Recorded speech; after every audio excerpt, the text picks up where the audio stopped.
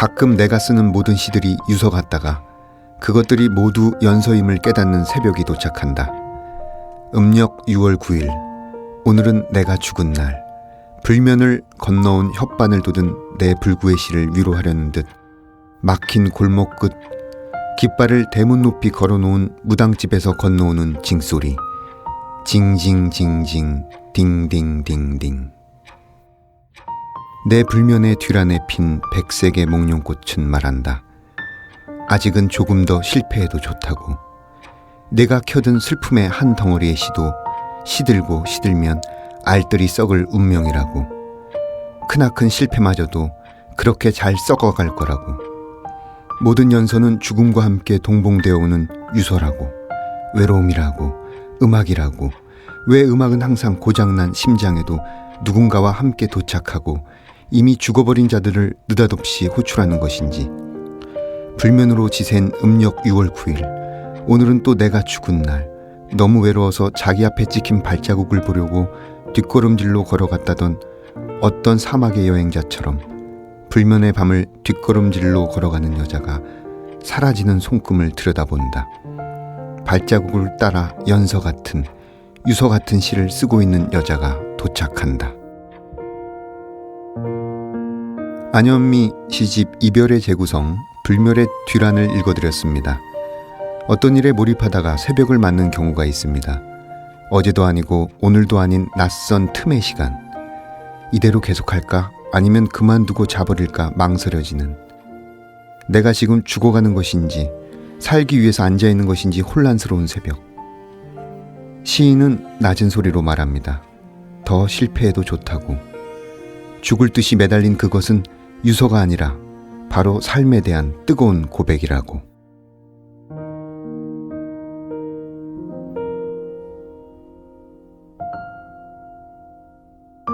거리의 사람들 바람 따라 흐르면 서성이듯 혼자서 기다리고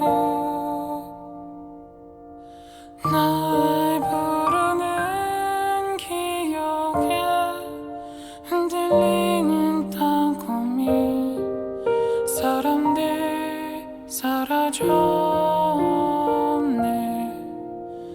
난 속을 퍼져서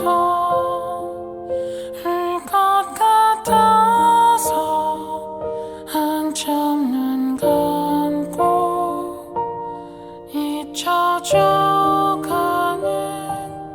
모든 것 당연한 건가요?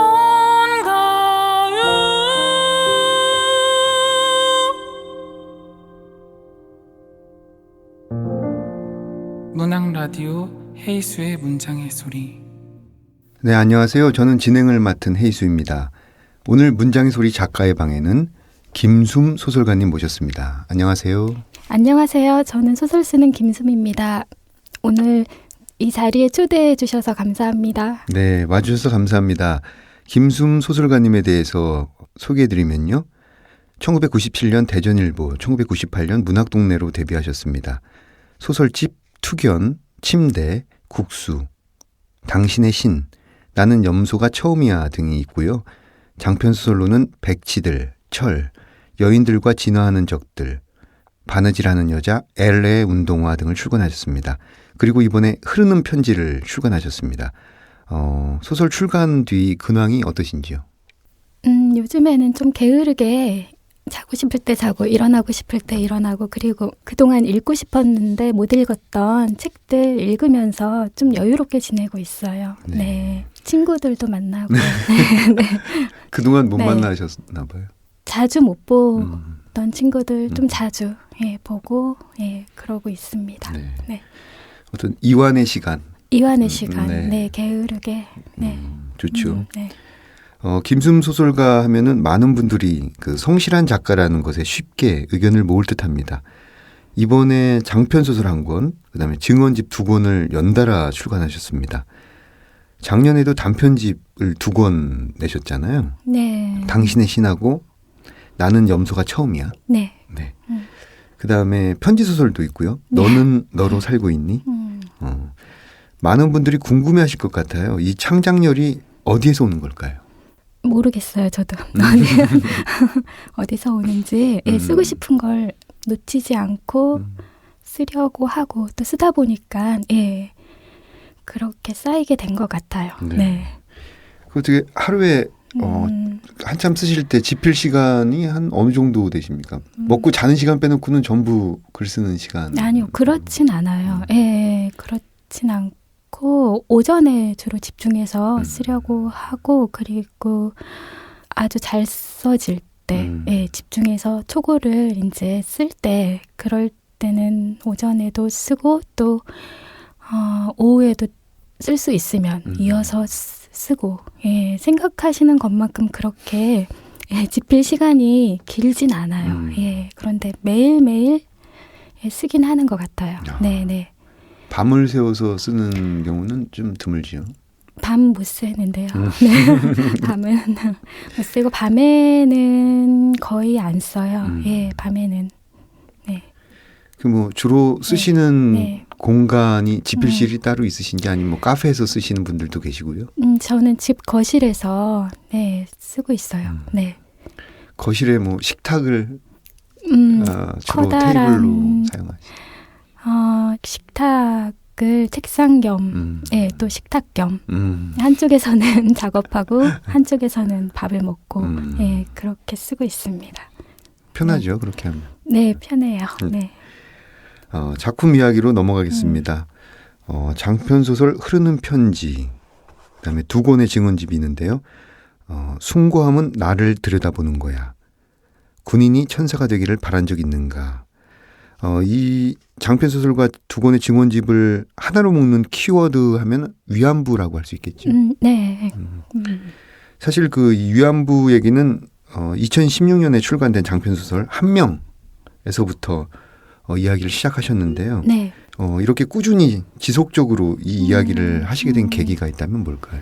처음부터 그렇게 계획해서 쓴 건 아니고 한 명을 쓰면서 또 쓰고 나서 체화가 된 것 같아요. 예, 그 위안부 피해자들이 겪었던 경험들이 그제서야 이제 체화가 되어서 그 흐르는 편지는 위안소가 배경이거든요. 그렇죠. 그리고 일본군의 아이를 가진 15살 소녀가 화자로 등장하는데 이제 체화가 되어서 가능했던 소설이고 그걸 쓰고 있는데 그 전쟁과 여성 인권 박물관 관장님이 찾아오셨어요. 이렇게 울면서 그 김복동 할머니 많이 아실 텐데 할머니께서 1월에 그 위암 수술 받으시고 투병 중이시거든요. 그런데 이제 할머니께 남은 시간이 얼마 없는 것 같다.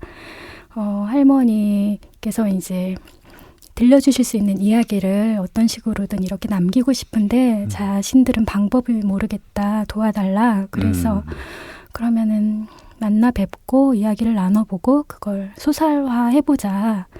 그래서 예, 쓰게 됐죠. 그러니까 한 명이 불러온 인연들이에요. 흐르는 편지도 그렇고 두 권의 증언소설들도 그렇고. 네. 이 한 명이라는 작품이 출간된 이후에 네. 그것들이 또 일으키는 반향이 네. 다른 작품들을 계속 불러오게 되는 인연을 만들어 준 것 같아요. 한 명을 쓸 때는 그 위안부 피해자 분들을 한 번도 뵙지 못했었거든요. 뵐 용기도 없었고 그리고 워낙에 연로하시고 지금 현재 평균 나이가 92세시거든요. 네. 그리고 하실 수 있는 어떤 증언들을 하셨다고 생각했기 때문에 뵐 엄두를 못 냈는데 이제 편하고 나니까 이제 그 위안부 할머니들을 곁에서 돕는 그 활동가분들과 또 할머니들과 만나는 자리가 자연스럽게 만들어지더라고요. 네. 예, 그러면서 이제 체화가 되고 예, 그리고 제가 몰랐던 어떤 또 새로운 이야기들이 오면서 예, 자연스럽게 쓰게 된 것 같아요. 네. 네. 이 증언집이면서 또 소설이기도 하고 네. 시 같기도 한 어떤 이런 형식을 취한 두 권의 책. 숭고함은 나를 들여다보는 거야. 군인이 천사가 되기를 바란 적 있는가는 각각 김복동 할머니, 그다음에 길원옥 할머니의 증언을 그 김수음 작가님께서 문장으로 풀어쓴 글입니다. 네. 이 두 분을 처음에 이제 만나게 되시고 네. 막상 이렇게 접하고 질문을 이제 인터뷰를 해야 되잖아요. 근데 그 과정이 쉽지는 않았을 것 같아요. 굉장한 에너지를 요구하는데 이제 길원옥 할머니는 그 기억을 잘 못하세요. 그러니까 아침에 뭘 드셨는지를 점심 때는 모르세요. 그리고 방금 먹은 과일 이름을 기억을 못하셔서 빨간 거 먹었다고 사과라는 그 단어가 기억이 안 나서 그리고 또 18번이 몰라. 뭐 질문을 드리면 그냥 나 몰라 기억 안 나. 몰라 기억 안 나. 그런데 노래 가사는 다 기억을 하세요. 예, 신기해. 근데 그렇다고 하더라고요. 치매가 오신 할머니들, 그러니까 치매가 오신 어르신들의 경우 어릴 때 불렀던 노래 가사를 기억하는 경우들이 있다고 그렇게들 이야기하는데 길원옥 할머니 같은 경우는 워낙에 영혼이 맑으세요. 선하시고 선함을 갖고 계신 분이시라서 할머니하고 대화하다 보면 이렇게 좀 선함이 저에게 이렇게 전달되는 어떤 느낌, 저도 저절로 좀 선해지는 어떤 그런 느낌이 들면서 좀 축복과도 같은 어떤 그런 시간을 보낼 수 있었고, 김복동 할머니하고는 처음에 좀 어려웠었어요. 왜냐면 항암 치료 중이셔서 식사도 못 하시고 인터뷰가 불가능한 어떤 상황. 예, 그래서 기다리다가 조금씩 이제 했는데, 또 김복동 할머니 같은 경우는 곁을 잘 안 주시다가 한 번 주실 때 확실하게 주시는 분이세요. 예, 그래서 그 막바지에 이렇게 들려주시지 않으셨던 이야기들 그동안 그런 것들을 다 이렇게 풀어내 주셨어요. 네. 예, 그래서 또 흥미로웠고, 네, 할머니와의 작업은 좀 흥미로웠어요. 네.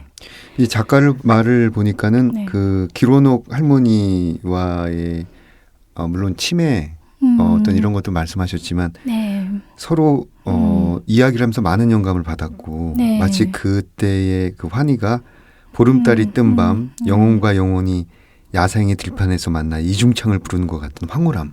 네, 느끼셨다고. 굉장히 즉흥적이고 어느 방향으로 흐를지 모르는 대화가 이어졌는데, 할머니께서 또 잠언과도 같은 어떤 지혜, 말씀을 해주시는 분이시라서 예, 저에게는 좀 복된 시간, 할머니와 보낸 시간은 복된 시간, 그리고 좀 시를 쓰는 것 같은 어떤 그런 흥분을 저에게 주었던 시간이었었어요. 그래서 하고 돌아오면 많은 에너지를 요구하기 때문에 몸은 굉장히 힘든데 또 할머니가 보고 싶은 어떤 그런 감정에 이렇게 휩싸여서 예, 있었었어요. 그 네. 김복동 할머니는 이제 투병 중이시기 때문에 굉장히 아프고 네. 그다음에 곁을 잘 안 주셨기 때문에 네. 질문을 이제 막 준비해 가도 못하고 못 물어보신 적도 많았을 것 같아요. 예, 문 앞에서 거절당하고 돌아오고 그래서 힘들다, 참 힘들다. 그런데 그렇게 힘들게 하는 게 맞는 것 같아요. 예, 그렇게 쉽게 했으면 힘들게 하는 게 맞는 것 같아요. 네. 네. 이게 이제 포맷 형식 자체가 증언집이면서 네. 소설이기도 하고 네. 시 같기도 한 네. 이런 형태를 취하고 있는데 네. 저는 이걸 읽으면서 굉장히 특이하다라고 생각을 했어요. 시처럼 이렇게 네. 막 연과 연이 돼 있고 네. 짧은 한 줄로도 돼 있고. 네. 근데 지금 말씀을 듣다 보니까 그분들이 해주시는 응답 자체가 네. 어떤 부분은 지워지고 네. 어떤 부분은 구체성이 없지만 네. 맑은 한 줄로 요약되는 네. 네. 그 내용이 그대로 이 형식에 담긴 것 같아요. 그러니까 형식을 제가 처음부터 이런 형식으로 쓰겠다 이렇게 작정하고 그 형식을 취한 게 아니라 그렇죠. 이제 대화하면서 저절로 만들어진 형식이에요. 네, 네, 말씀하신 것처럼. 그 인터뷰를 하다 보면은 네. 여성으로서 육성으로 이렇게 직접 듣게 되다 보니까 굉장히 마음이 아픈 순간들이 있으셨을 것 같은데 일화 같은 것들이 있다면 어떤 경우가 있을까요? 기런옥 할머니는 평양 분이시거든요. 네. 그런데 이제 중국에 있는 그 위안소에서 해방을 맞으셨어요. 네. 그래서 이제 귀환선을 타고 이제 오셨는데 고향으로 가는 귀향선이라고 해서 그게 평양으로 가시는 줄 알고 탔는데 인천으로 오는 배였던 거예요. 남쪽에 그러니까 일가 친척이 한 명도 없는 곳. 그리고 그 위안소에서 어떤 수술을 받으셔서 불임의 몸, 자식을 낳을 수 없는 불임의 몸이 되었고, 그리고 제대로 된 결혼을 하지 못하셔서 홀몸, 그야말로 홀몸. 그런데 이제 낳은 자식은 아닌데 자식이 있으세요. 그러니까 할머니께서 거두어서 키운 자식이 있으시긴 한데 어쨌든 나만의 피부치는 아무도 없는 거죠. 그런데 할머니께서 이제 인터뷰 끝내고 어느 날 이제 이렇게 집에 가려고 하는데 할머니께서 그날 안 좋으셨어요. 굉장히 안 좋으셨어요. 그 할머니께서 기억을 부천에서 사셨던 것도 기억을 못 하실 때가 있거든요. 부천, 인천에 사셨었는데 그곳에서 사셨던 것도 기억 못 하실 때가 있는데 평양집 주소는 기억을 하세요. 평양집 주소는 정확히 기억을 하세요.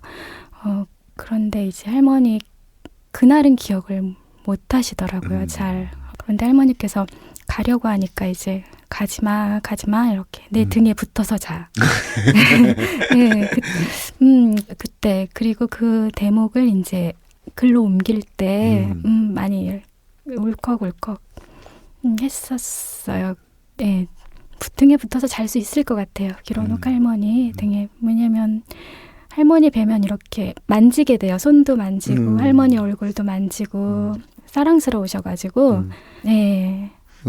이 두 분 할머니 외에도 실제로 이분들 돕는 분들을 옆에서 보셨을 것 같아요. 네네. 여기 보니까 이제 기록하신 분도 계시고 네. 윤미향 선생, 손영민 선생, 네. 여기 유명한 김동희 권장님, 네. 여러분들이 계시는데 네. 그분들을 가까이서 뵈시니까 네. 어떤 기분이 드셨는지 좀 청취자분들께 좀 전해주시죠.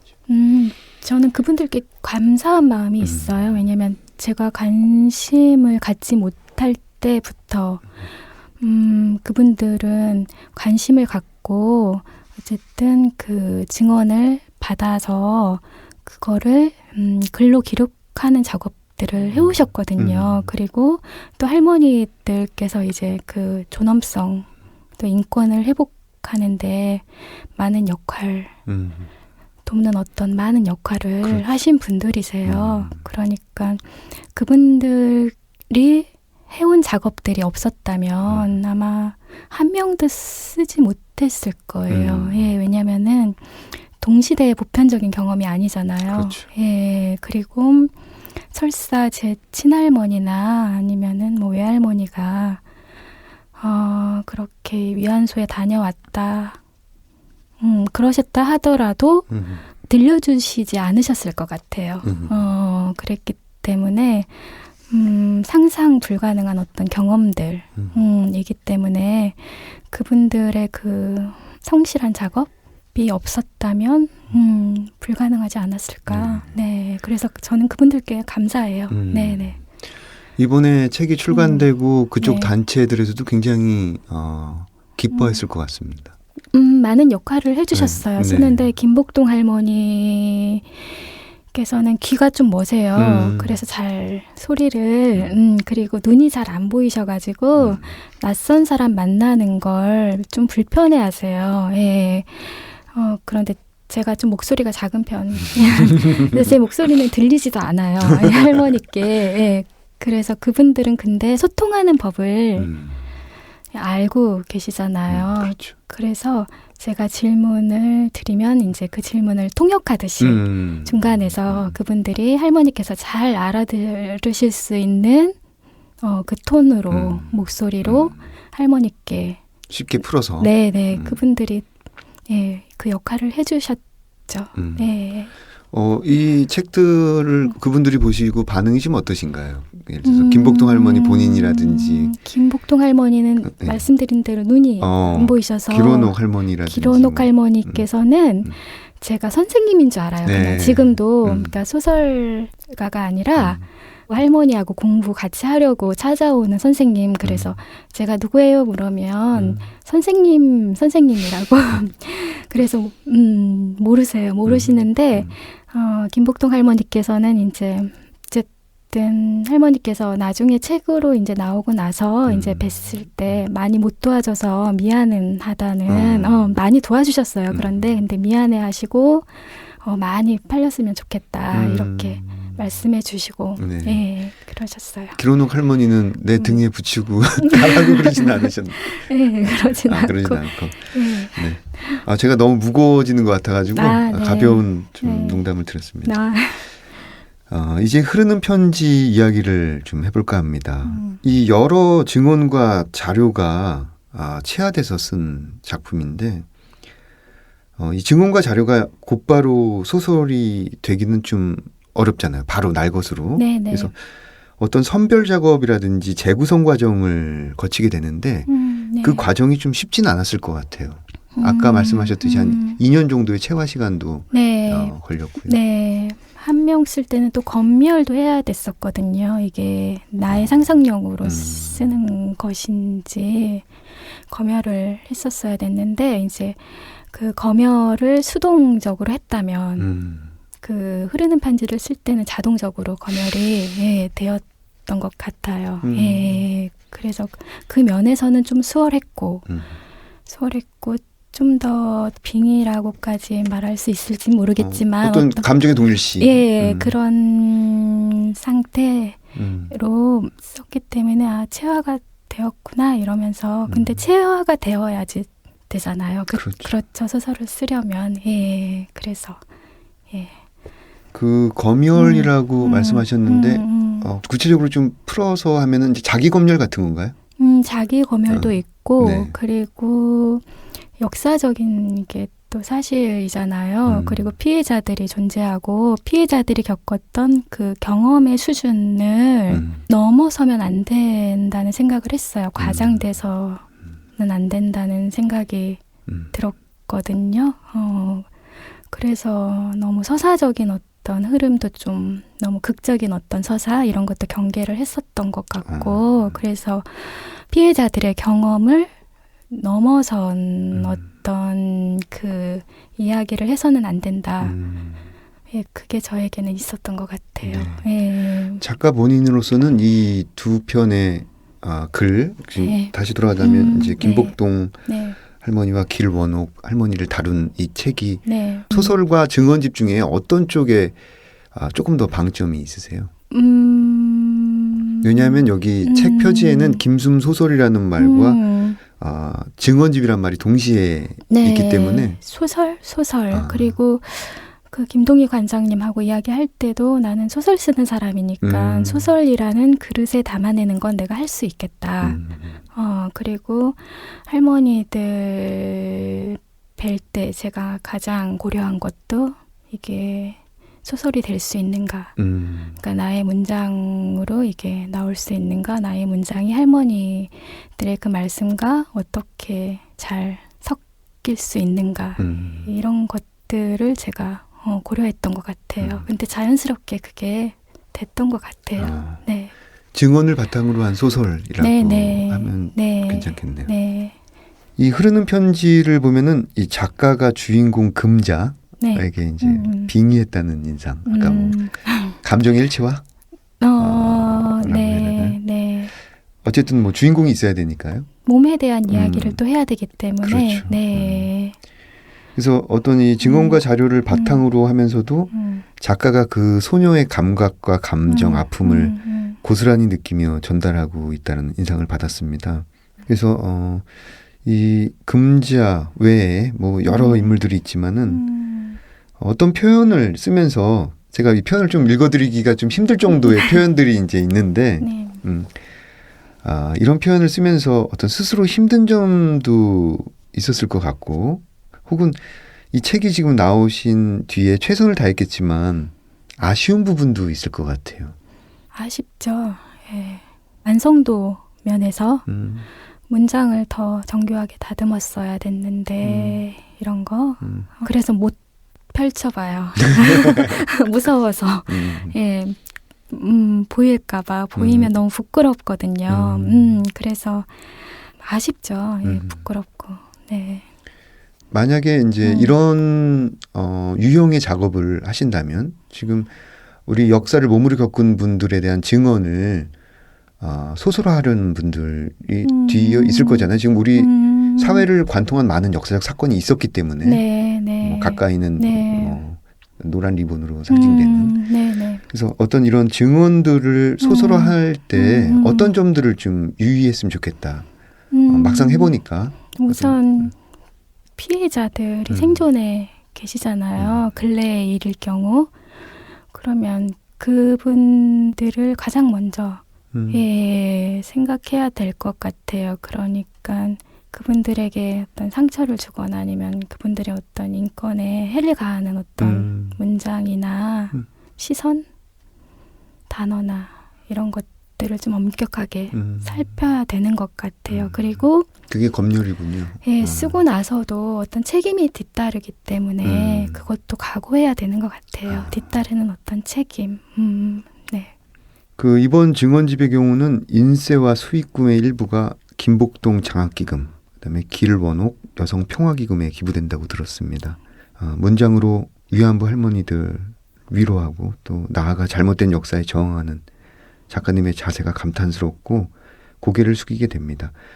앞으로도 이 위안부 할머니들과 관련된 활동, 다른 활동들이 예정되어 있는지 궁금합니다. 아니요, 저는 글로 제가 소설을 쓰는 사람이니까 저는 소설로. 네. 그러니까 네. 어떤 위안부에 관련된 글을 더 이후에도 발표하실 계획이 있으신가요? 현재는 계획은 없는데 또 이렇게 불쑥 인연이 만들어지면 네, 모르는 일 그거는. 그렇죠. 네. 현재 위안부 생존자가 이제 27분 정도 남은 걸로 알고 있는데 한 분이 또 등록을 하셨대요. 예, 그래서 28분 네, 됐다고 저도 최근에 알게 됐어요. 네. 네. 그럼 이쯤에서 다음 코너로 넘어가 보겠습니다. 내가 가장 사랑하는 문장들 김숨 소설가의 목소리로 직접 들어보겠습니다. 김복동 할머니의 예, 증언소설 숭고함은 나를 들여다보는 거야. 앞부분을 낭독하겠습니다. 숭고함은 나를 들여다보는 거야. 눈을 잃고 먼 땅에서 나는 안개 속에 살아. 안개 속에서 잠들고 깨어나지. 안개 속에서 머리를 빗고 옷을 갈아입지. 안개 속 어딘가 내 거울이 있어. 숭고함은 나를 들여다보는 거라는데 내가 나를. 그 거리는 무. 오늘은 바다가 보고 싶어. 바다가 그리워. 내가 그립다는 말을 다 하네. 나는 사상이 좀 다르지. 내 몸이 작지. 내 몸이 참 작아. 내 몸은 고아처럼 작은데 내 뒤에 아무도 없어. 빛도 바람도 없는 곳에, 새도 울지 않는 곳에 그림이 2점 놓여 있어. 네. 숭고함은 나를 들여다보는 거야에서 앞부분을 들어봤습니다. 이 부분을 선택하신 이유랄까 그 계기에 대해서 말씀해 주시죠. 할머니께서 아까 잘 안 보이신다고는 그래서 희미하게 이제 형체만 보이세요. 그런데 제가 할머니께 드린 질문이 할머니 뭐가 보고 싶으세요? 눈이 보이시면 뭐가 그리우세요? 근데 할머니께서 다대포에서 횟집을 오래 하셨거든요. 근데 이제 사시다가 이제 더 이상 혼자 생활하는 게 눈도 멀고 이제 또 어떤 증언 활동도 하시려고 서울로 오셨어요. 그 이후로 다대포에 못 내려가셨다고 하시더라고요. 근데 언제든 내려가실 수 있을 거라고 생각하셨을 텐데 또 암이 와서 수술 받으시고 몸이 이제 가기가 힘든 어떤 상황. 그런데 할머니께서 워낙 이렇게 말씀을 단답형으로 하셔서 보고 싶은 거 없다 막 이런 식으로 얘기를 하시다가 나중에는 바다가 보고 싶다고 근데 안 보이시잖아요. 바다가 그리우신 것 같아요. 그래서 이 부분을 쓰면서 글이 풀어진 것 같아요. 네네 바다가 그 바다가 보고 싶다라는 그 한 문장을 지금 작가님한테 직접 들으니까 약간 목이 울컥하는 느낌이 있네요. 그 순간 저도 바다가 그리웠고, 네. 예, 그래서 할머니도 바다가 그립고, 저도 바다가 그립고, 예, 그래서, 네. 그 부분을 고르셨군요. 네. 네. 김순 소설가님 보내드리기 전에 저희가 꼭 들어야 하는 코너가 있는데 사운드 앤 스토리 시간이거든요. 네. 저희 문장의 소리를 위해서 어떤 소리를 가지고 오셨는지 일단 한번 네. 바로 듣고 얘기 네. 나눌까요? 네.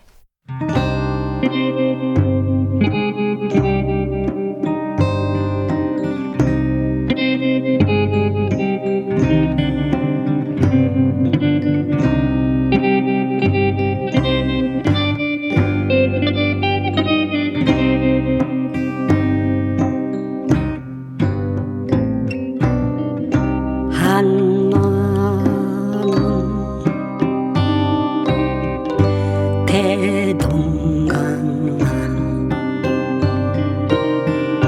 변함없이 잘 있느냐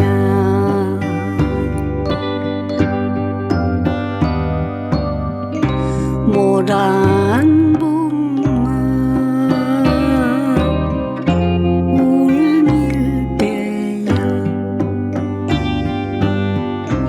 네 모양이 그립구나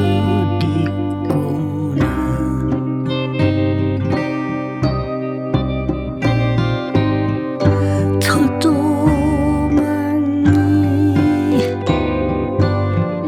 가로막혀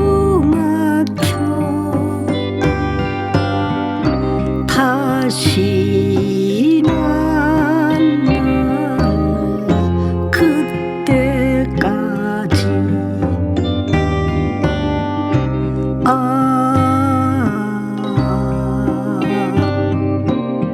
소식을 물어본다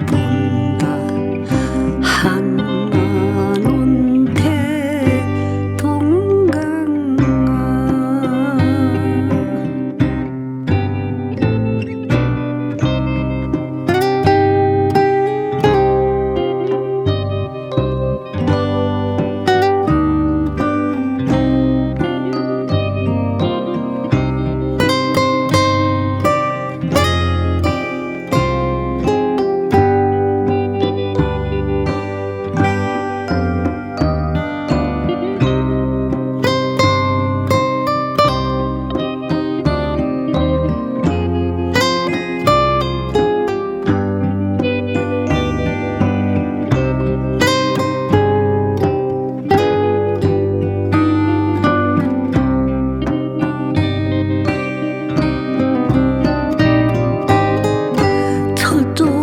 저조만이 가로막혀 다시 만나 그때까지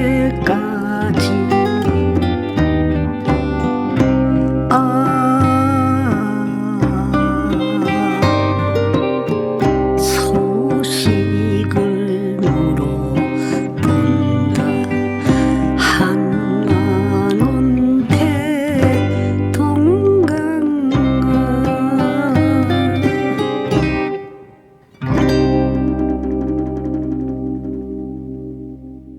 네. 저는 왠지 기로녹 할머니의 목소리 같은데 네, 맞아요. 네. 잘 부르시죠. 진짜. 진짜 그 아까 말씀하신 네. 어떤 맑음 네. 맑지만 굉장히 가슴이 시리고 절절한 네. 좀 설명을 부탁드립니다. 네. 그 할머니 고향이 평양이시라고 그래서 할머니께도 의미 있는 노래. 예, 그리고 너무 고우시죠, 목소리가. 예, 할머니 뭐 불러주세요 하면 자동으로 나와요. 예.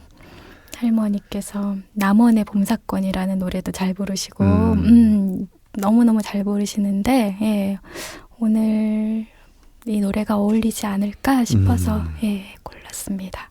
제목을 좀 말씀해 주세요. 한마는 대동강? 네. 네. 한마는 대동강. 네. 아까 말씀하실 때 방금 먹은 과일이 무엇인지도 모르신다고 할 네. 정도로 치매가 심하시다고 하셨는데 네. 지금 말씀을 들어보니까 이 가사를 외우는 이 노래를 부르는 그 선별된 기억에 관한 또 아픔 같은 것도 느껴지네요. 할머니께서 또 사시려고 이제 사셔야 되니까 그 음성이 워낙 고우셔서 네. 이제 그 책에도 나오는데 목소리 팔아서 먹고 살았다고 그러니까 노래 불러서 이렇게 네. 사시던 시절이 또 있으셨어요. 아. 예. 노래 부르는 걸 또 좋아하시고 예, 그런데 숨어서 부르셨다고 하더라고요. 그러니까 흉이 될까봐. 네. 네. 어느덧 약속된 시간이 되었습니다. 그 차기작에 대한 계획, 그 다음에 문장의 소리 청취자분들께 마지막 인사해 주시죠. 네, 차기작은 뭐가 될지 모르겠고, 예, 쓰다가, 예, 또 내고 싶은 게 있으면, 예, 그리고 편하게, 예, 진행해 주셔서 네. 감사합니다. 네. 네. 김숨 네. 소설가님, 네, 세 권의 소설, 네, 군인이 천사가 되기를 바란 적 있는가? 숭고함은 나를 들여다보는 거야. 그리고 흐르는 편지, 깊이 있는 작품을 써주셔서 정말 감사드리고 그동안 정말 애 많이 쓰셨습니다. 네, 증언소설 많이 예, 읽어주셨으면 좋겠어요. 할머니들이 들려주시는 귀한 이야기들이 들어있으니까 예, 감사합니다. 네, 저는 김숨 소설가님 보내드리고 2부 책들의 방에서 뵙겠습니다.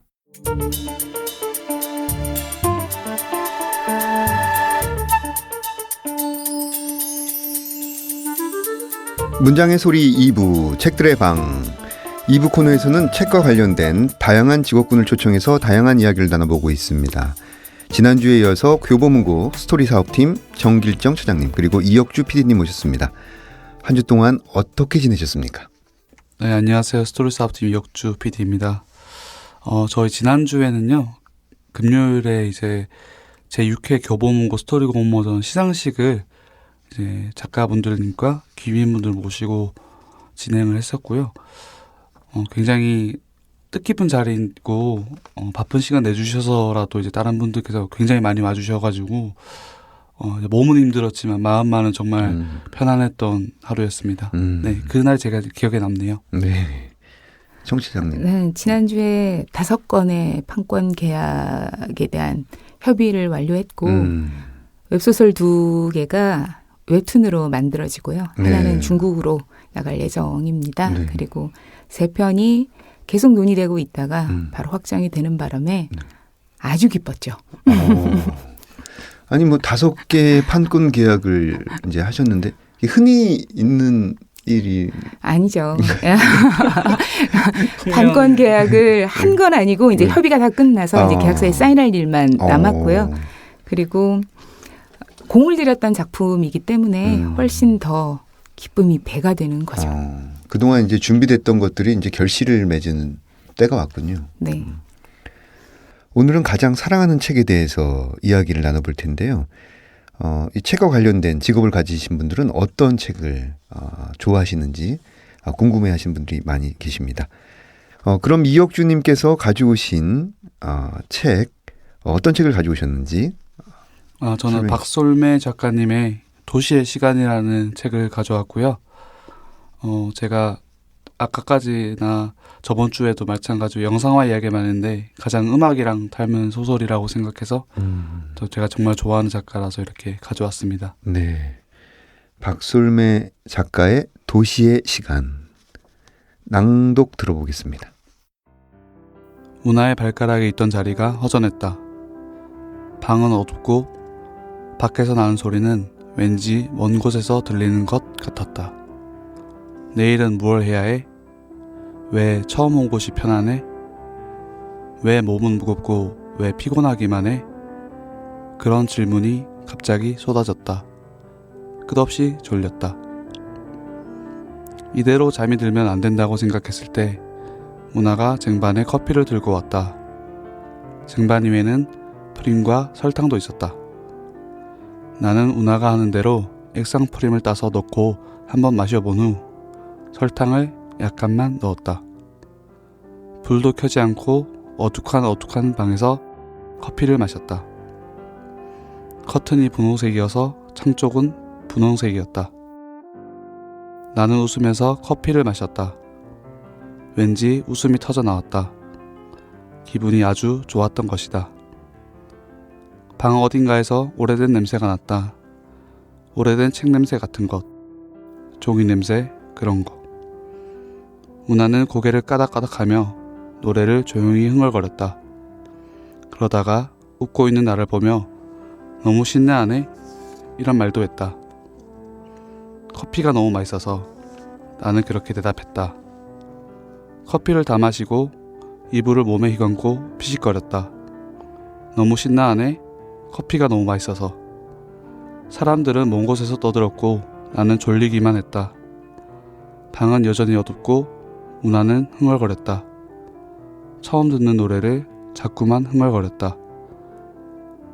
나는 여전히 처음 와본 방이 왜 이렇게 평화할까? 이렇게 편해도 되는 것일까? 하는 질문을 자꾸만 던졌다. 문화의 흥얼거림에 지지 않으려는 듯이 계속 속으로 물었다. 그 와중에 거의 잠이 들 뻔했고 간신히 깨어났다. 네. 장편 소설이죠. 도시의 시간이. 네, 맞습니다. 그 긴 분량 중에서 그 부분이 특히 마음에 드신 이유가 뭘까요? 원래 박선미 작가님 작품 중에 되게 단편적으로 그냥 영화로 치면 한 씬이 마음속에 와닿는 경우가 굉장히 많아요. 이 작품 같은 경우에는 제가 좋아하는 것들이 되게 많이 섞여 있는 문장이에요. 이게 커피나 책 냄새나 뭐 주변 사람들 흥얼거리는 소리 그리고 졸려하는 그 시간까지 굉장히 이런 게 좀 적절하게 배합이 돼서 올 때도 있지만은 이렇게 동시에 다발적으로 오는 시간들을 정말 잘 그려내신 것 같아서 이렇게 가져왔습니다. 네. 그럼 이번에는 정길정님 어떤 작품을 가져오셨습니까? 네, 제 5회 대상 받은 저희 교본고 스토리 공모전에 대상을 받은 김펑 작가의 고시맨이라는 작품이고요. 제가 오늘 이 책을 가지고 온 이유는 판권 계약이 완료된 혁주 씨가 굉장히 고생해서 이 작품을 다루는 데 힘을 썼고 저희도 이 작품의 내용이 시사하는 바가 크기 때문에 한번 소개를 좀 더 해드리고 싶어서 가지고 나왔습니다. 네, 그 작년에 당선된 것이죠. 올해면 네네. 작년에 당선되고 올해 책이 나왔는데 네. 벌써 계약이 된. 네, 네, 맞습니다. 자랑할 만 하시겠어요. 정길정님의 목소리로 낭독 들어보겠습니다. 거북이가 왜 토끼랑 달리기를 하려고 하지? 헤엄을 치란 말이야. 사람마다 자신이 잘할 수 있는 일, 좋아하는 일이 다 달라. 그런데 왜 달리기만 하려고 하지? 고시 합격만이 성공한 인생일까? 302호, 너도 정말 그렇게 생각해? 질문이 쏟아졌지만 명쾌하게 대답할 수 있는 것은 아무것도 없었다. 나는 그저 고시생이기에 고시생처럼 살았고 머릿속에 채워넣을 법조문이 너무 많다는 핑계로 이런 질문들을 회피하며 살았다. 총무의 말처럼 고시생이라는 직업을 가지고 고시촌이라는 직장에서 그저 습관대로 살았던 것이다. 퇴직금은 없는 거 아시죠? 이렇게 관두다니요. 다시 생각해보세요. 누군가 흔들리는 나에게 이렇게 소리치는 것만 같았을 때 총무가 최면을 걸듯 낮은 목소리로 말했다. 널 볼 때마다 안 되는 걸 붙잡고서 힘들어하던 우리 형이 생각나. 떠나. 네 친구도 데리고. 302호, 고시촌에서의 오지 탐험은 이제 끝내자. 어렵사리 최면에 걸린 사람처럼 나는 고개를 끄덕였다. 눈물이 핑 돌았다. 총무가 내 손을 잡아줬다. 현우야, 그것도 용기야. 잘 생각했어. 늘 죄수번호 부르듯 302호라고 부르던 그가 처음으로 내 이름을 불러줬다. 그 순간 갑자기 번호표가 달린 죄수복을 벗어던진 특별 사면 대상자가 된 것 같은 기분을 느꼈다. 네. 고시원에서 사는 사람들의 어떤 애환이라든지 네, 절망, 그다음에 끝내 맞이하는 어떤 희망들 이런 걸 다루는 소설이군요. 네 맞습니다. 이 부분이 특히 인상적인 이유가 뭘까요? 이 고시메린이라는 소설의 핵심적인 내용을 얘기를 하고 있어요. 누구나 다 같은 방향으로 뛴다고 해서 나도 같은 방향으로 뛰어야 된다라는 법은 없고요. 누구나 운동화를 신고 있다고 해서 나도 운동화를 신어야 된다는 법은 없잖아요. 각자 자기의 꿈은 다 다른 거고 그 꿈을 찾아서 앞으로 나아갔을 때만이 행복한 게 아닌가. 그런 이야기를 이 책에서 하고 있기 때문에 가장 핵심적인 이야기라고 생각해서 뽑았습니다. 네. 지난주에 이어서 최근에 부산국제영화제 아시안 필름 마켓 북투 필름이라고 하는데 거기 선정돼서 피칭한 작품이 있다고 했는데 이 작품인가요? 네, 고시맨을 피칭을 저희가 진행을 했었고요. 네. 아까 설명드렸지만 작년 대상 수상작입니다. 제가 아까 낭독했던 도시의 시간이랑은 똑같이 도시의 시간을 다루고 있지만 굉장히 궤적이나 색감이 되게 다른 작품이고요. 이 작품은 로스쿨 제도가 도입되기로 결정된 2000년대 중반을 다루고 있습니다.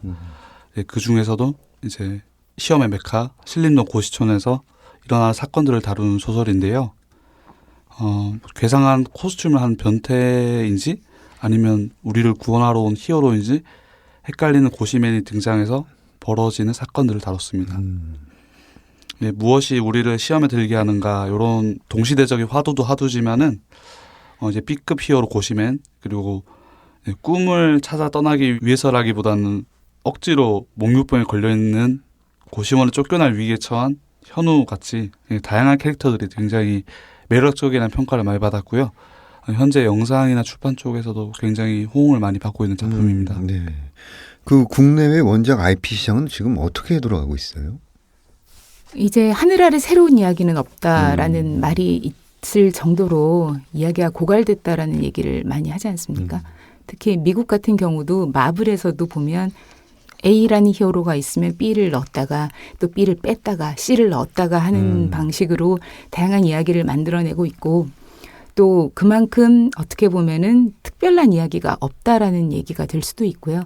그래서 대한민국의 IP 소설 원작을 찾으러 오는 국내뿐만 아니라 국내외 분들도 굉장히 많습니다. 그리고 뭐 넷플릭스나 이런 걸 보더라도 소설 원작인 부분의 카테고리가 따로 있고요. 그 말은 원작이 탄탄하잖아요. 기승전결이 정확하게 갖춰진 그런 이야기를 찾아낸다라는 게 쉬운 일이 아니고 하지만 그걸 한번 찾으면 그걸 가지고 여러 가지 이야기로 파생될 수 있다는 점이 굉장히 매력적이라고 느낀다고 제가 들었고 그렇게 중심으로 움직이고 있습니다. 네. 이거 굉장히 시장이 무한한 곳인 반면에 그만큼 진입 자체가 사실은 처음에 좀 쉽진 않을 것 같아요. 그래서 그 올해 교보문고에서 주최한 스토리텔링 공모전의 어떤 규모라든지 투고작 편수라든지 어떤 경향, 뭐 응모작들의 성향 이런 건 어떤가요? 네, 지난주에도 이 자리에서 한번 잠깐 설명을 드렸었는데요. 네. 올해 같은 경우에는 저희 역대급 응모가 진행이 됐습니다. 1300편이라고 그러셨죠? 네, 정확하게 1363편, 이제 거의 1400편에 육박하는 소설들이 도착을 했었고요. 역대급 응모 편수여서 저희도 그렇고 심사위원분들도 그렇고 굉장히 힘들면서도 행복한 시간들을 보냈습니다. 장르적인 측면에서는 아무래도 드라마나 그리고 판타지, 로맨스 요소가 강한 작품들이 많이 응모가 되었고요. 특기할 만점은 이전보다 수준 높은 SF 작품들이 많이 들어왔습니다. 아무래도 최근 영상 시장에서 SF 쪽 IP를 많이 찾고 있다는 점에서 주목할 만한 성과라고 생각을 합니다. 뭐 로맨스, 스릴러, 뭐 무협, 팩션, 판타지, SF 어떤 이런 그 전에 우리가 중간 장르라고 총칭하던 것들, 네 그렇습니다. 것들이 이제 아무래도 영상화되기 좋으니까요. 그 당선권에 못 드는 작품들이 훨씬 많죠. 그렇죠. 많은데 네. 어떻게 이렇게 프로그램을 진행하시다 보니까 당선 팁이라고 해야 될까요? 당선 팁을 공개하려면 어떤 것들이 있을까요? 아쉬운 점들이라든지. 이 작가분들이 그러니까 작가를 지망하는 여기에 내는 기성 작가도 있고 아닌 분들도 신인분도 많으시겠지만 작품을 내실 때 원고를 잘 쓰면 된다라고만 생각을 하시더라고요. 그런데 이 작품을 심사하는 분들은 실질적으로 모든 걸 처음부터까지 다 읽는 분도 있지만 그걸 다 읽어내지 못하거나 익숙하지 못한 그런 영상 전문가들도 굉장히 많거든요. 그래서 시놉시스를 굉장히 잘 쓰셔야 합니다. 한눈에 내가 어떤 이야기를 쓰고 싶어 한다라는 것들이 정확하게 보여야 됩니다. 기승전결까지. 그리고 등장인물에 대한 설명이라든가 내가 이 이야기를 왜 쓰는지 어떤 이야기를 들려주고 싶은지가 정확하게 시놉시스에 나와주면 훨씬 더 그 다음 원고를 읽을 때 도움이 됩니다. 그리고 작가가 어떤 이야기를 쓸 것인가라는 게 머리에 명확하게 있는 분이기 때문에 이 원고를 나중에 발전시킬 때도 그런 분들이 훨씬 더 잘하고요. 그렇죠. 근데 시놉시스를 잘 쓰기가 굉장히 어렵다라고 생각을 하시는데 쉽게 생각하시면 되고 내가 어떤 이야기를 하고 싶다라는 거를 정리를 마음속에 잘 하셔서 기승전결을 딱 해서 줄거리 쓰시고 어떤 이야기에 메시지를 주고 싶은가라는 로그라인을 정확하게 쓰신다면 훨씬 더 유리하지 않나라는 생각이 듭니다. 네, 정리하자면 본인이 투고하는 투고작, 그 텍스트뿐만 아니라 그것을 소개하는 시놉시스, 인물, 로그라인, 어떤 이런 요약된 프레젠테이션 페이퍼 양식을 잘 갖춰야겠군요. 양식을 잘 갖추는 것도 중요한데 그 안에 읽었을 때 아, 이 얘기가 어떤 이야기구나라는 것이 명확하게 들어와야 됩니다. 공모전 수상작이거나 혹은 교보문고에서 출판한 책이 아닌 작가, 뭐 이미 출판됐거나 혹은 다른 데서 책을 낸 미처 투고하지 못하고 뭐 이런 작품들에 대해서 지원하는 경우도 있나요? 네, 먼저 아까 말씀하셨던 공모전 비수상자들 같은 경우에는요. 저희가 스토리 크리에이터라는 교육 프로그램을 설명을 먼저 드리면서 이후에 여기까지 갈 수 있도록 저희가 도움을 드리고 있고요. 이제 스토리 크리에이터 같은 경우에는 많이 생소하실 수도 있는데요. 작가님, 평론가님, 그리고 PD님들께서 직접 작품을 검토해 주시고 이후 출간까지 가능한 퀄리티까지 끌어올려 주시는 그런 교육 프로그램입니다. 다음으로 이제 공모전에서는 수상 못했지만은 저희가 가능성을 엿보고 이북이나 웹소설 등으로 나갈 수 있도록 작가님들께 개별적으로 컨택해서 직접 개발을 도와드리고 출간까지 이어가는 방법도 있고요. 그 외에도 이제 다른 출판사에서 나온 책이라 하더라도 2차 판권 같은 경우에는 저희가 이제 협의하에 계약을 도와드리는 경우도 있습니다. 교보문고 이 스토리 공모전에 관심이 있는 청취자분들을 위해서 조언이라고 해야 될까요? 뭐 이런 얘기들이 있으면 마지막으로 해주시죠. 사실 그 장강명 작가님이 얼마 전에 당선 합격 계급이라는 책에서 공모전 시스템을 좀 비판 겸 약간 명감을 좀 잘 다뤄주셨는데요. 저희도 그 사실을 충분히 인지를 하고 있지만요. 대다수의 작품들이 많이 떨어지고 소수의 작품만 선택을 받지만은 그 소수의 작품들은 기본적으로 완성도적인 측면에서 굉장히 심혈을 기울인 게 확실히 티가 나는 작품들이거든요. 물론 이제 매력적인 호킹되는 요소들을 쓰는 작가님들은 굉장히 많지만은 그거를 힘있게 끝까지 밀고 가시는 작가님들이 선택을 받는다는 점은 청취자분들이랑 이제 이후에 저희 공모전을 통해서 만나실 분들도 한번 확인을 해주시는 게 좋을 것 같습니다. 뭐 예를 들어서 SF 부분 같은 경우는 우리나라 사람들 전부 다 그 헐리우드 영화에 굉장히 많이 노출돼 있고 그게 전부라고 생각하시는 분들이 굉장히 많으세요. 그렇죠. 근데 사실 그게 아니라 가까운 미래, 근미래에 일어날 수 있는 걸 과학적인 근거를 들어서 설명할 수 있는 소설을 만들어주시면 그게 훨씬 판권 팔릴 확률도 높고 그리고 읽는 사람들도 헐리우드랑 비교하지 않고 한국적으로 읽게 됩니다. 그렇죠. 그게 훨씬 중요하다고 생각을 하고요. 그리고 아까 혁주 씨가 잠깐 얘기를 했지만 후킹하는 요소나 이런 것도 중요해요. 굉장히 중요한데 기승전결이 딱 맞춰진 그런 완전한 구성을 가지고 있다는 게 가장 핵심이라고 생각이 들고요. 그리고 어디서 많이 본 것 같아. 어디서 했던 거 아니야 라고 해도 분명히 거기에는 또 다른 후킹 요소가 있습니다. 그런 것들이 영상화가 되고 또 수상하게 되고 그런 거로 보입니다. 네. 2회에 걸쳐서 문장의 소리 책들의 방 코너에 참여해 주셨는데요. 정길정님께서 이제까지 살면서 아름다웠던 장면 한 가지를 지금 이 순간 바로 여기. 바로 지금 이 순간 네. 바로 여기가 네. 가장 아름다운.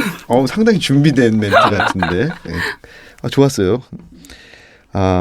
앞으로의 계획이라고 할까요? 어떤 가까운 미래에 대한 계획이라든지 이 부분에 대해서 말씀해 주시면서 청취자분들께 작별 인사해 주시죠. 네. 저희 팀 같은 경우에는 이제 지난주까지 해서 큰 행사들 모두 마무리가 되었고요. 이제는 작가님들과 작품들을 보듬으러 떠나야 할 시간이 왔습니다. 어떻게 보면 이제 시작인데 작가님들과 그리고 닥터 선생님들 그리고 독자님들만 바라보고 올해 마무리 끝까지 작품들과 함께 하겠습니다. 뼛속까지 교보문고 올해 마지막을 작품들과 함께 하겠다는 이 결의 네. 곧 승진하실 것 같습니다. 아닙니다. 네. 저도 마찬가지고요. 이제 한 해 공모전이 마무리되면 수상 작품이 이제 완성도 있게 나오게 하는 게 가장 중요하고, 그리고 내년에 영상화가 이제 계약이 완료돼서 내년에 방송되는 작품들이 우리 시청자 여러분들, 독자 여러분들한테 정말 이 드라마의 원작이 어디에 있지? 읽고 싶어 라고 하실 때 언제든지 만나볼 수 있게 잘 준비를 해서 보여드리도록 하겠습니다. 네, 교보문고 스토리 사업팀 정길정님 그리고 이혁준님 함께해 주셔서 감사합니다. 네, 고맙습니다. 감사합니다. 네, 여기까지 저는 헤이수였고요. 이어서 첫 책을 낸 작가들의 소개가 있겠습니다. 그럼 다음에 찾아뵙겠습니다. 감사합니다.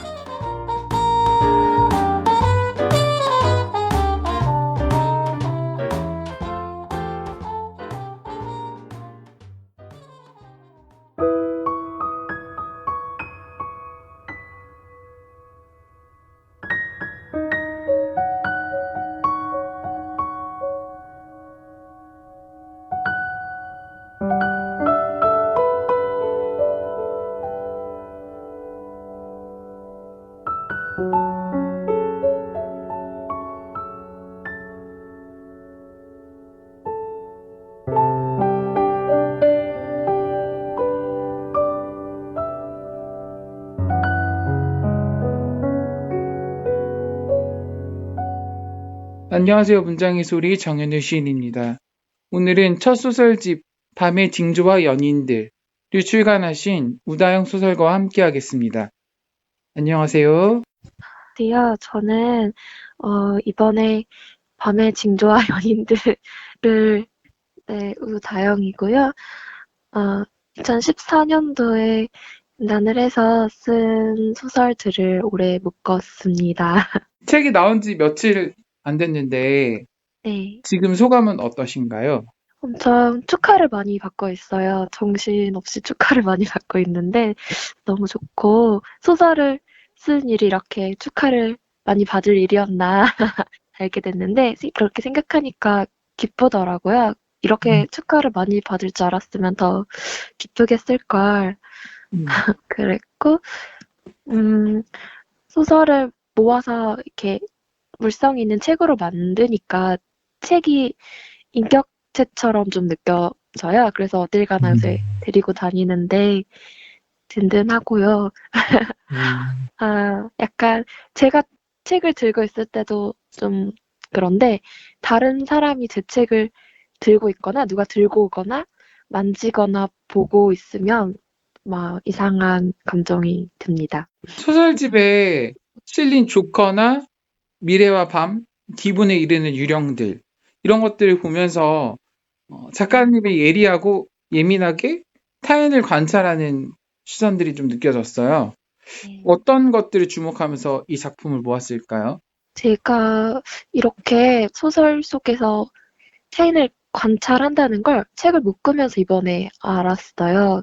그걸 의식하고 쓴 건 아닌데, 이 소설집에 실린 소설들은 사실은 주목을 어떤 걸 했냐고 한다면, 사실은 대체로 세계를 관찰하는 입장에서 썼고, 사람들은 그냥 그곳에 이렇게 배치되어 있는 거라고 생각을 많이 했었는데 그게 아니더라고요. 그래서 실제로 현실에서는 사람을 잘 관찰하는 편이에요. 좀 무의식적으로 항상 돌이켜서 생각해보면 제가 무의식적으로 관찰을 했더라고요. 그래서 친한 친구나 가족 그런 사람들보다 처음 만난 사람을 진짜 많이 관찰하는데 그게 좀 잘 맞아서 그래서 그 사람을 바로 그렇게 관찰한 걸로 어떤 판단을 하고 믿지 않으려고 일부러 생각하는 편이고 경험하면서 다시 알아가자는 태도를 가지는데 첫인상을 관찰한 게 되게 잘 맞아요. 네, 그래서 친구들이 그 연애할 때 남자친구 처음 사귀면 저한테 엄청 한 번씩 많이 보여주고 제가 네, 그랬습니다. 그 본인은 연애의 달인인가요? 아니요. 자기 거는 잘 모른다고요? 전혀 그렇지 않고요. 중이 자기 머리 못 감는다고. 저는 아무도 이렇게 봐줄 친구가 없고요.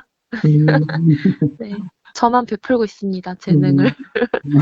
소설을 안 쓸 때 주로 무엇을 하시나요? 소설을 안 쓸 때는 그냥 놀고 먹는 걸 좋아하는 편인데 그래서 소설에서도 놀고 먹는 걸 정말 많이 써요. 제가 좋아해서 많이 쓰는 건데 맛있는 걸 먹기도 하고 요리도 해요. 요새는 이상하게 소설 한 편 쓰고 나면 요리를 진짜 잔뜩 해요. 손이 커서 진짜 요리를 잔뜩 하는데 제가 좋아하는 요리들 장조림, 막 불고기도 재워놓고요. 막 미역국도 막 한솥 끓이고 건새우 미역국 좋아하고 막 요리도 하고 나가서 맛있는 것도 먹고 사람들을 많이 만나요. 사람들하고 맛있는 걸 먹으면서 얘기하는 걸 좋아해서 소설의 많은 장면들이 대체로 그렇고 네, 그런 것 같습니다. 소설집에서 기분에 이르는 유령들이 좀 인상이 깊었는데요.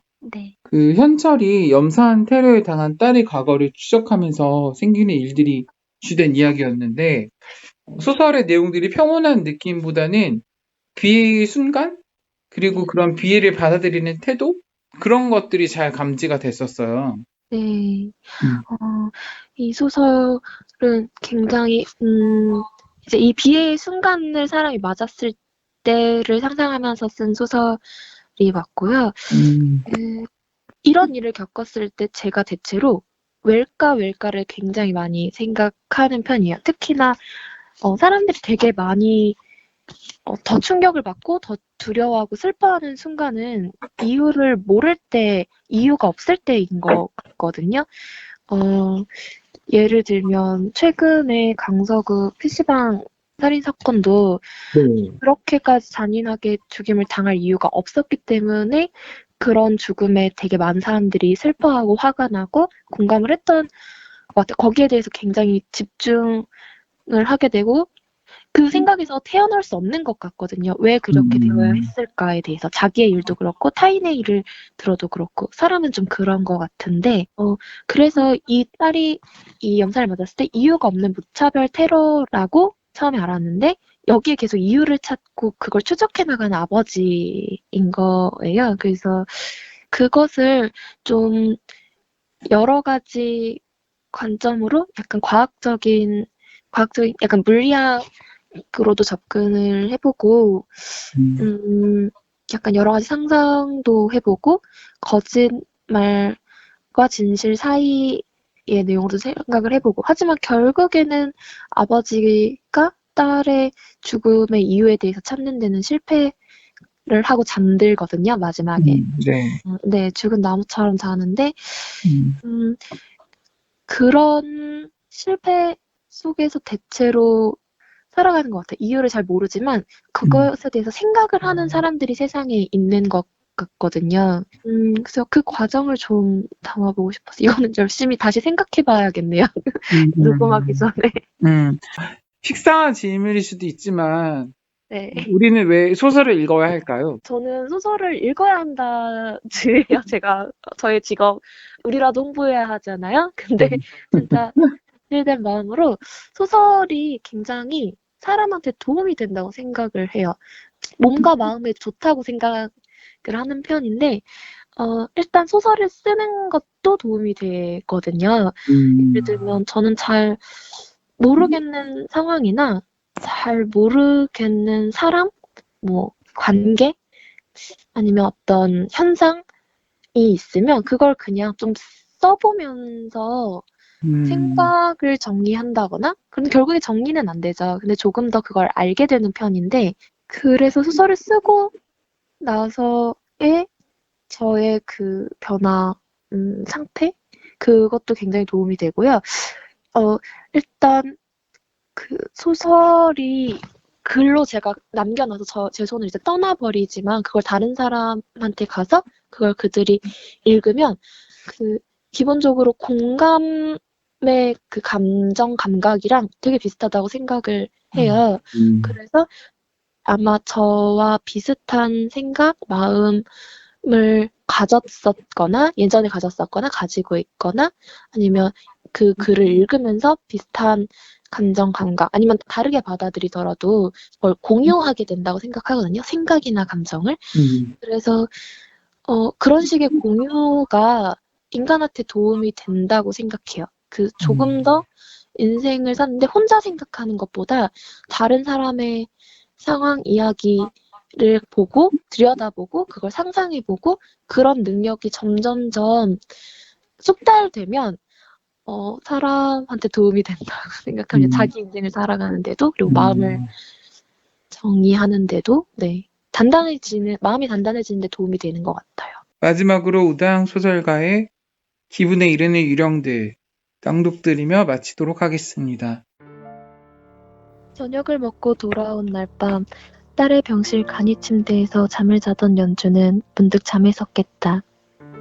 어떤 꿈을 꿨지만 이내 아무것도 기억나지 않았다. 몸을 일으키고 천천히 둘러본 병실 안은 깊게 고인 물속처럼 어둡고 조용했다. 달빛이 드는 창가 옆 간이 의자에서 팔짱을 낀 채 잠들어 있는 현철이 보였다. 갑자기 연주는 이상한 기분이 들었다. 현철이 잠에서 깨어나 그의 눈이 어둠 속에서 연주를 발견하고 가만히 그녀를 바라봐 주길 몹시도 바라고 있었다. 그것은 당혹스러운 열망이었지만 이내 운명적 확신으로 바뀌었다. 현철이 깨어난다면 연주는 그에게 다가가 내밀한 것들을 고백하고 간청할 수 있었다. 그것은 그들을 조금 다른 방향으로 어쩌면 지금과는 아주 먼 곳으로 데려갈 수 있었다. 현철은 한 번도 뒤척이지 않고 죽은 사람처럼 기울어진 늙은 나무처럼 잤다. 연주는 물을 한 잔 따라 마시고 현철이 자고 있는 창가로 다가가 창문을 조금 연 뒤 담배를 피우며 오늘 밤 현철은 결국 깨어나지 않으리라는 것을 깨달았다. 그는 가난하고 술에 취한 남자였다. 그리고 연주는 자신의 딸 역시 결국 깨어나지 않으리라는 것을 깨달았다. 완전히 혼자 남겨졌다는 생각을 하며 딸의 침대 옆에 딸린 간이 침대로 돌아가 몸을 작게 말고 누웠다. 얇은 담요를 목까지 끌어올리며 사고를 당하고 처음 마주한 딸이 그녀에게 했던 말을 떠올렸다. 그것은 연주의 마음에 이상한 감정을 일으키는 아주 의문스러운 말이었다. 하얀 뼈가 드러난 얼굴로 딸은 말했다. 괜찮아요, 엄마. 이건 아주 평범한 사고예요. 연주는 얼굴뼈를 움직여 눈을 감았다. 그리고 그날 밤의 결심이나 사소한 예감들을 짧은 꿈처럼 잊게 해줄 깊고 달콤한 잠에 빠졌다.